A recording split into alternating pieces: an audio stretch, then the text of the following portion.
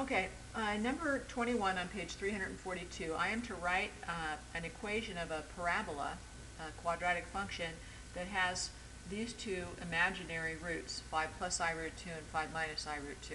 So I know this should be fairly easy. I'm going to use the fact that I know that an equation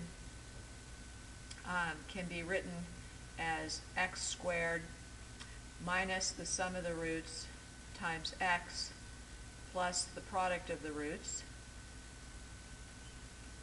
equals 0.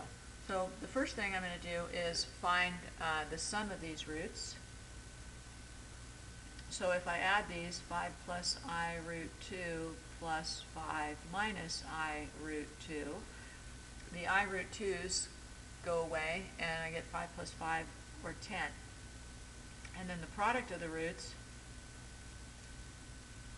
if I just was to FOIL these out, 5 plus I root 2, 5 minus I root 2, I know that these are conjugates, and I'm going to always end up, when I multiply conjugates, with the first term squared minus the second term squared. So that's going to be 5 squared, or 25, minus root 2 squared is 2I squared. So I squared being negative 1, this is 25 minus negative 2, which is 25 plus 2, or 27.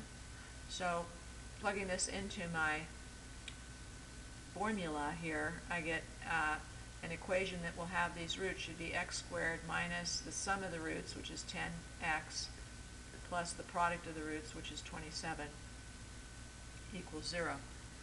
So that's my equation, and I'm just going to prove it. I'm going to check it by solving this equation and finding the roots, the zeros.